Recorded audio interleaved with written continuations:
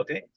Bueno, banda, pues muy buenas tardes, muy buenos días, por donde quieras que los estés siguiendo. Hoy, esta tarde, miércoles 10 de abril, tengo la oportunidad de platicar un poco con el grupo Los Aptos, una banda que de hecho acabo de descubrir, pero por lo visto creo que son muy talentosos y tienen muy buen fan base.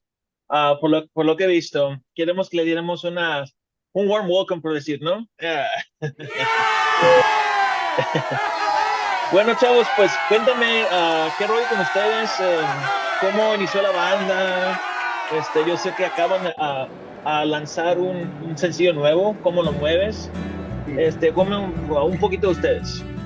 Sí, pues el grupo, pues los principios empezó, creo, ahí por el 2020 en la pandemia. Empezó primero nomás con yo y Johnny. Empezamos a hacer música porque en mi cuenta de Instagram, ahí subíamos covers los dos y empezó a crecer mi cuenta, pues demasiado, ¿verdad?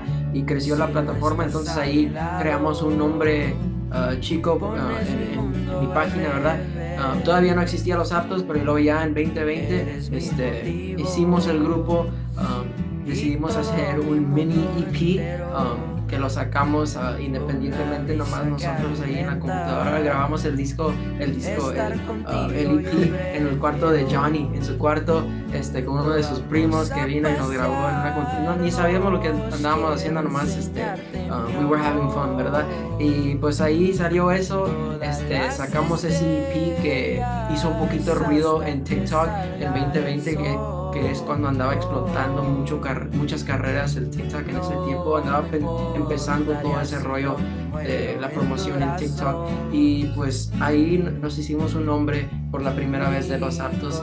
Yo creo, when was it, like in the summer, Yeah, por julio, julio, yeah, yo creo, julio, agosto, y ahí creció ese nombre de los Aptos. Y luego ya por octubre escribí otra canción que se llama Enamorado, la grabamos en mi cuarto esta vez yo y Johnny, y la sacamos ahí por octubre, noviembre, y así no le pensamos nada, la sacamos y dijimos, ok, pues nombre sea Dios, ojalá que haga bueno la canción. Ya por diciembre vimos que estaba generando números y lo vimos, creo que 50,000, ¿verdad? Ujú. Y luego 70, y luego a enero 80,000, y luego por fin llegó a 100,000, y luego a 1,000,000, porque gracias a Dios en TikTok pues la gente le andaba gustando mucho el sonido, lo andaban reproduciendo mucho y usando el sonido en TikTok, que ayudó demasiado.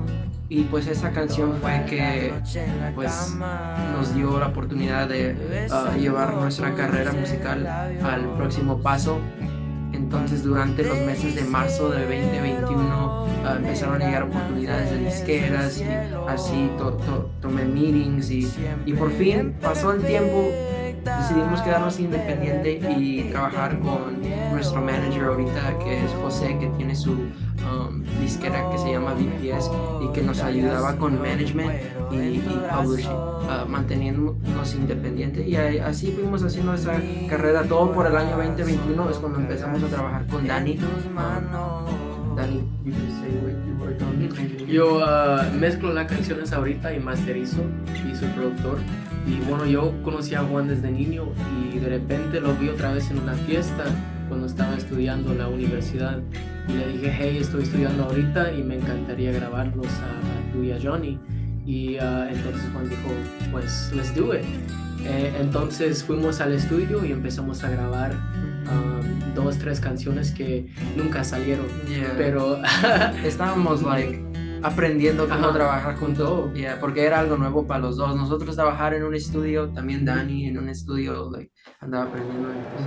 Y pues empezando y descubriendo cómo hacer un disco, porque no solo es de esto y lo otro, pero sino hay que saber cómo grabar, cómo mezclar la canción y cómo se junta todo, hasta que finalmente empezamos a aprender más y más y más, y empezamos a sacar música todos juntos.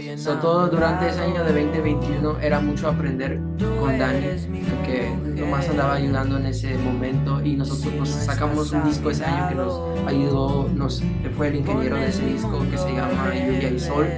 Salió eso y todo ese año era como aprender, ¿verdad? Y crecer como un grupo. Y ya llegando al 2022, en febrero fuimos para Los Ángeles, right, Johnny?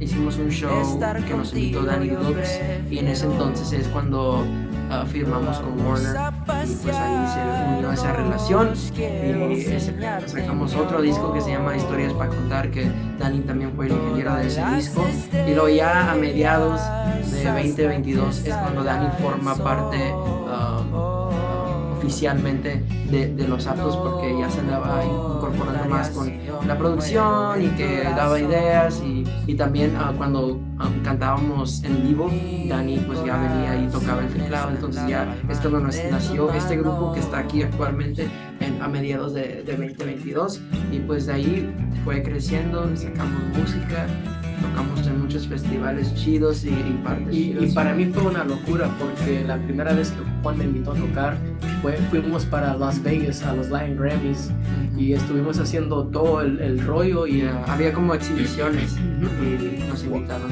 Y para mí fue una locura eso, y pues ahí empezó todo para mí con el grupo, y tocar con esos chicos tan guapos. Y ahí seguimos sacando música. Pasando ese año tuvimos la oportunidad de grabar una canción con Cuco, y pues fue creciendo todo, tocando en muchas partes chidas y festivales. Los veo y los digo, wow, son una inspiración ustedes. ¿Qué edad tienen ustedes, chavos? Yo tengo 22. Yo tengo 21. Yo tengo 20. Hombre, no manches, tienen el mundo por encima. O sea, es increíble lo que ustedes han logrado hacer a sus cortas edades. Fíjate que cuando me comentaron de ustedes, le pregunté a mi niña de 11 años, y le digo, papi, ¿vas a entrevistar a los Aptos? Y yo así, mamá, oh my God, she's all into, my daughter, she's 11, and I mean, she's the one who kind of got me into Danny Lux, and Ronaldo,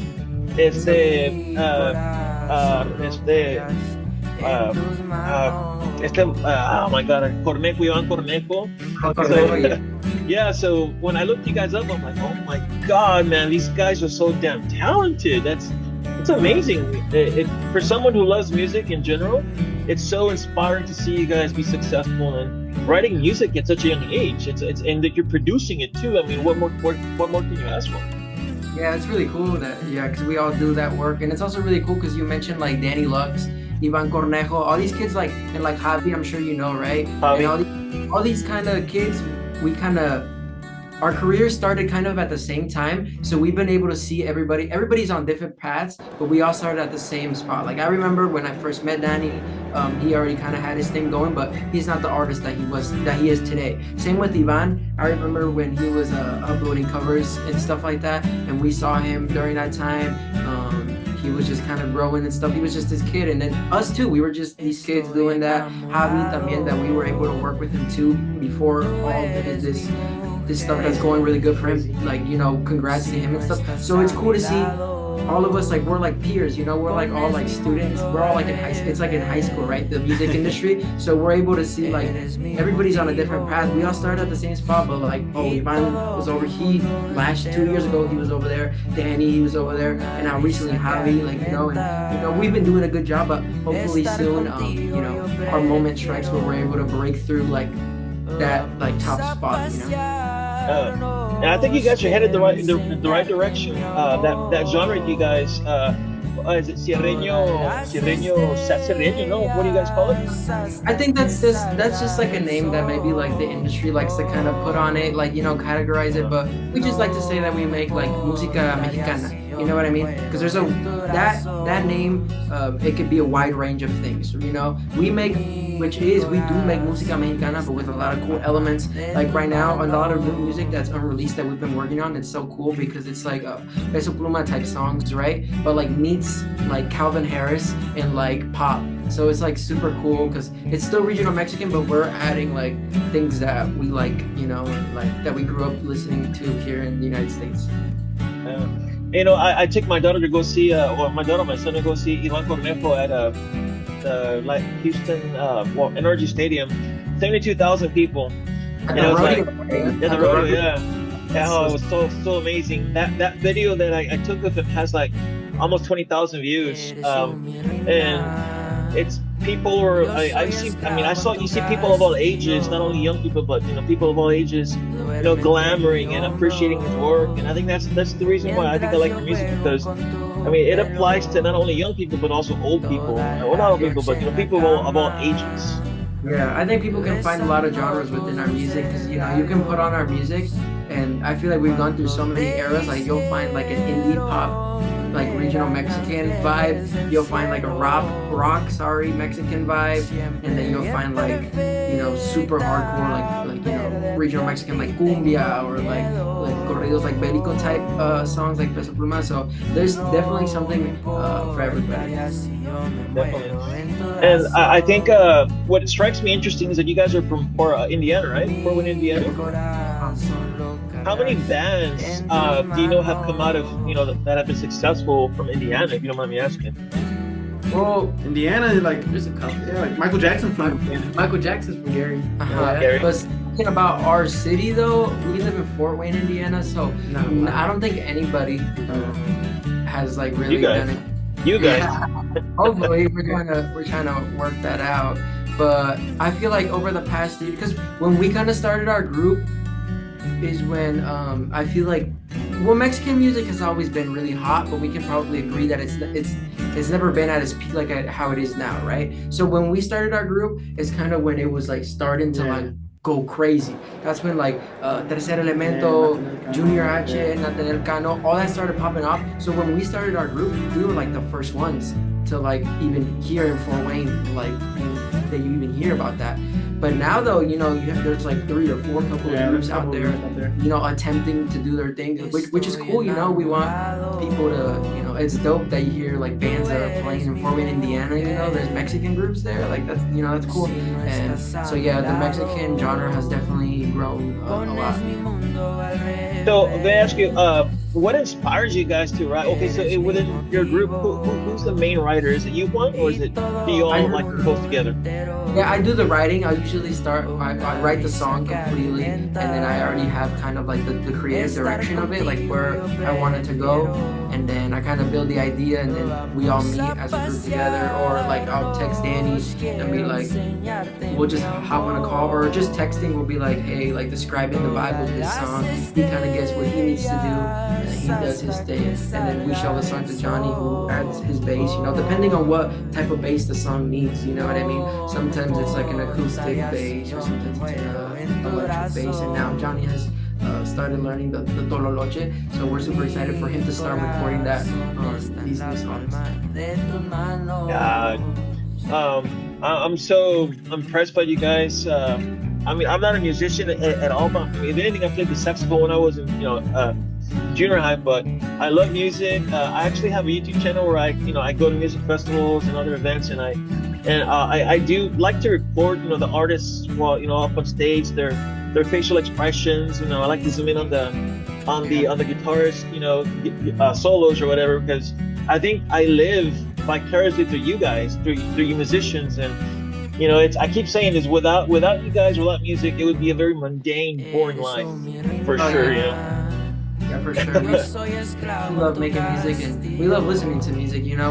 We're honestly just like you. Like I feel like all artists, started as a fan. Every single artist started as a fan. They grew up listening to, I like the Beatles, or I like Xavi Sanchez, or you know what I mean. We all started as fans, so I think it's cool for people to put their shine, take their stab at it, and then they build a name for themselves, and now people are fans of them, and those fans, hopefully one of them will spark something in them, and now they become the next big thing, you know what I mean? So it's really definitely, music is so dope and universal. I think that's the beautiful part about the United States, that we have an opportunity to like different genres of music. Personally, I'm open to many different types of music genres, and I have a good beat. I'll record it the best way that I can, and obviously I've always done that to help you guys, the musicians, give them more exposure. I think I have about 5 million views, over 5 million views worldwide. I'm working on the subscribers, right? So anytime that I get a chance to go visit, to go see a band for the first time, especially if they're brand new or that I don't know, then I cherish that sucker. I cherish that moment, that set, like you would not believe. And you guys are going to be touring soon, right? Well, we have a couple of dates in Texas as of now. We're gonna do these are the shows that we've got planned. We're doing Houston May 2nd, McAllen May 3rd, and then we're gonna be in Chicago June 2nd, if I'm not mistaken. So that's what we got as of now, and we're super excited to kind of start doing those shows like in Texas, and then we're coming back over here by Chicago, and I think we're planning one in Monterrey, Mexico, which is super sick. Oh, dude, once you go to Monterrey and you hit it there, bro, you're good, man. You're so good. But they people are super passionate. My family's over there, are from over there, so it's super sick to, hopefully be able to go play over there. And hopefully next year we'll be able to get a slot in Pal Norte. That's so awesome, guys. I was just there like a week ago. I'm telling you, it is an awesome experience, man. Just being there, enjoying the music. Seeing dances you've never seen before, kill it on the stage, man. I think that's such an awesome experience. Yeah, that's definitely the goal. Hopefully we're able to play over there. Oh my god. Wait, y'all just finished performing at South by Southwest, right? Yeah, that was super dope. We've been going like every year for since I guess the career kind of started. The first couple of years though, we've always had bad luck though going to Austin. The first time and then at the place we were gonna perform at, they weren't letting people play under 21, so we just are above age this year. So imagine then, this was 2 years ago, so we weren't able to play. And then second year we were able to play, thankfully. But and then literally we were 2 songs in maybe, and it started pouring. And the venue was open, aire libre. So bro, we had to stop. We didn't even get to perform. So that was that. This is our third time, and finally, third time's a charm. We were able to play, and it was really sick. I've been to one South by Southwest in 2017, but honestly, guys, there's nothing like being in a music festival in Mexico, especially Pal Norte. Even if you get that early slot, 2:30 to 3 o'clock, 3 to 30, it's a blessing, man. Because people from all over the world go see you, and then you go viral, dude. I mean, you guys already are getting there, but once if you can manage to get a spot there, man, there's progress to be made. Yeah, we played at Lollapalooza, so it was super sick playing there. Being in Chicago, Danny Lux actually invited us last year, right? It was last year around this time. We're coming up on a year, and we went to Coachella with him. We played at Coachella, so we had just dropped Tu Me Llevas on Espacio with him. So he was kind enough to invite us, and we performed with him at his slot, which was. It was crazy. It was insane. There was people waiting outside to get in because the venue that it was at was so maxed out. Yeah, there was stage 3,000 people, something like that already. Yeah. So it was super sick. And we recently just played at Pal Norte not Pal Norte, sorry. Festival Arre. In September, which was insane as well because man, it was crazy. It was super dope playing there. The stage we played on pretty massive stages, but that stage was really massive, and the production on it, there's huge screens and stuff. So after we performed, seeing ourselves in the videos are really cool, and also enjoying other artists. Man, you see the support that other artists get. It's just. We were watching Ramon Ayala, and it was a sea of people, Peso Pluma, man. Marca registrada. When you're at those spots, it's it's cool because you get to perform, but also you get inspired because you're seeing all these other artists, and you're damn, we gotta work hard to be like them. So yeah, it's super dope. Well, I think you guys are rubbing elbows in the right places. I mean, to be able to do collabs with Danny Lux, and didn't you do a song also with Eslabon Armado and Pedro Tovar? No, we have nothing with him, but we did with Cuco, Danny Lux, Xavi.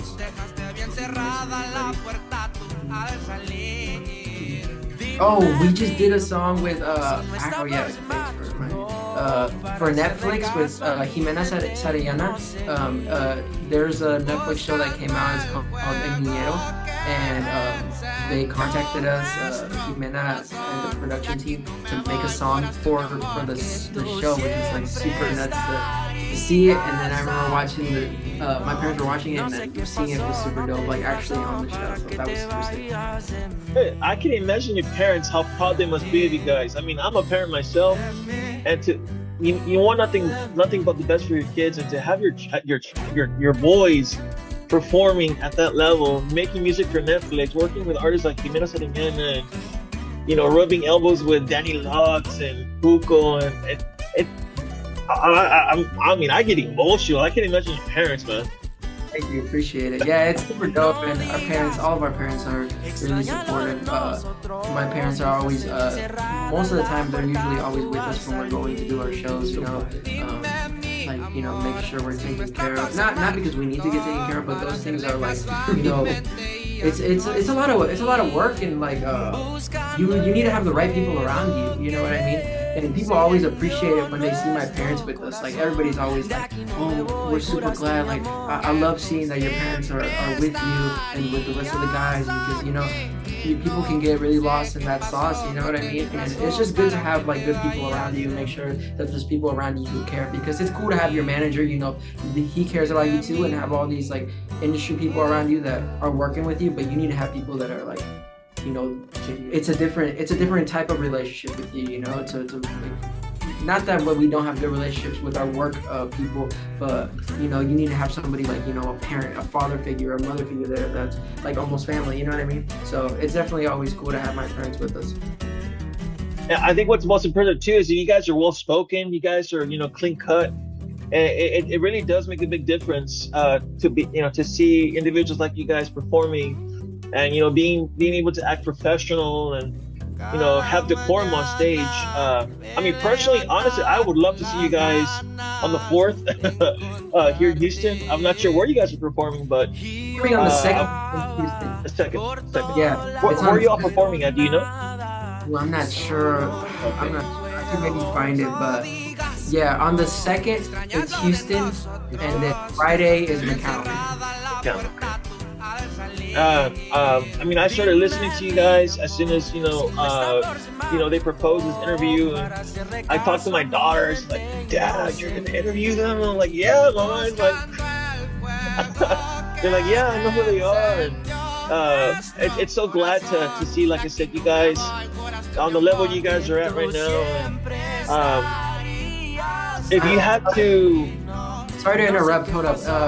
It's called the House of Blues Bronze Peacock, I think, in Houston.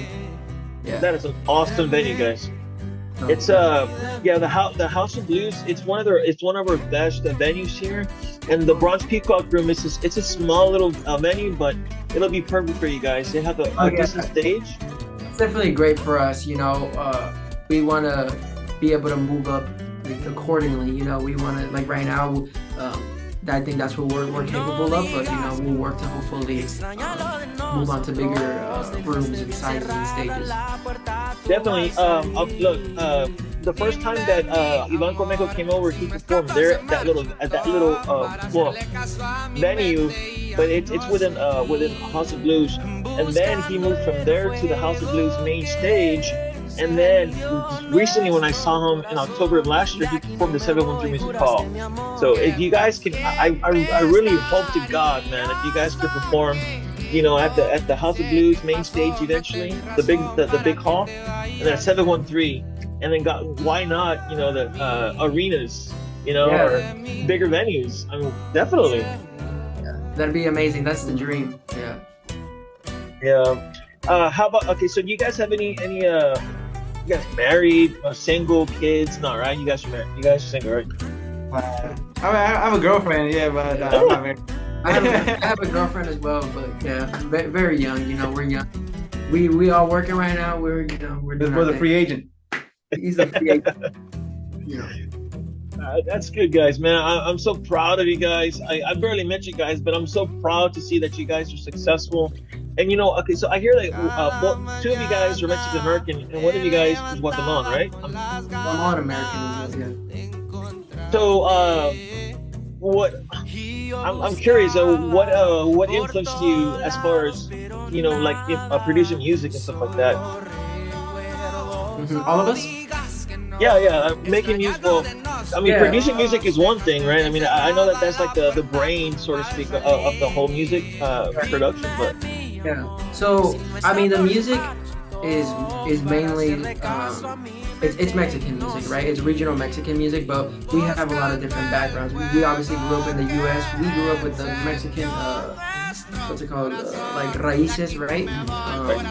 But it's a mixture of that, and then I don't know. I think it's all like it's mainly like we're making regional Mexican music, but combining things that we grew up here in the U.S. Right? Yeah, American, and it's cool too, because like even in our music, we definitely see that, like the Mexican American side. Even what we hear in pop music now, we're starting to add that into music.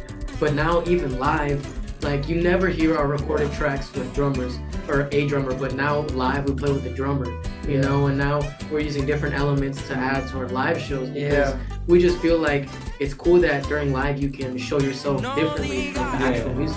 I feel like adding a drummer to like live sets just like upgraded it so much. Like it just sounds so much fuller and like bigger. Yeah, it's definitely big and it adds more emotion. And then as far as like producing music, like and writing it, I guess I'm always trying to evolve it and just like kind of incorporate things that I like, right? Like when I'm listening to like Frank Ocean, or if I'm listening to like Billie Eilish, or like Calvin Harris, or like that type of stuff that we grew up on. Like I'm trying to see like, let's see if we can have this dope medium in like a regional Mexican song, you know.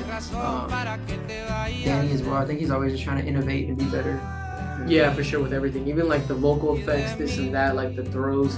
Like I said, I feel like hearing music that people release now, even like Metro Boomin, Future, you know, you hear a lot of these vocal effects, and I'm like, Juanito, it'd be so fire if we added this or this and that. But sometimes, you know, we be getting lost in the sauce, you know. So sometimes we're just like, oh, we should pull out from this or take that out, do this, you know.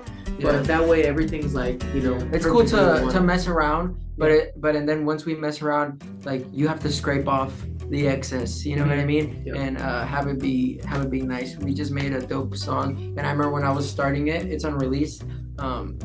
Like I added a lot of like crazy stuff to it, elements, but like, you know, I had to pull back.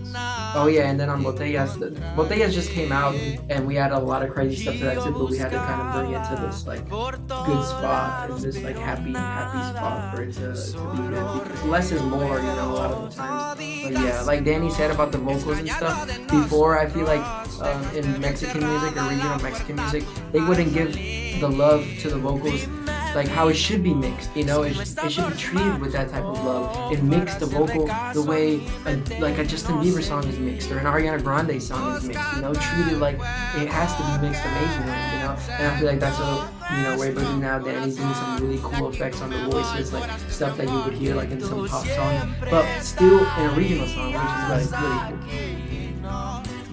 Well, guys, I'm so impressed. I must admit, I really wish you guys the best of luck. I mean, blessings, infinite blessings. I want to see you guys perform at the biggest arenas all over the United States. I'm looking forward to seeing you then on the 2nd of May at the House of Blues, Bronze Peacock Room, and as well as other cities, right, that people can see you guys. Where can they find your work, your music, and what platforms?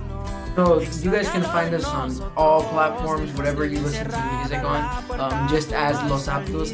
And then on social media, it's the same thing, Los Aptos on Instagram, on TikTok, very importantly. And yeah, wherever you consume content or whatever, you can find us as Los Aptos. Awesome. Well, one more thing before I let you guys go. We have about 2 minutes left. What is your advice for anybody, any young teenager, 18, 19-year-old that is thinking, was considering and starting a career in this business? What would you recommend them? Advice? I would say to find your passion, because if you love something, then you're gonna do it with everything that you have in your body.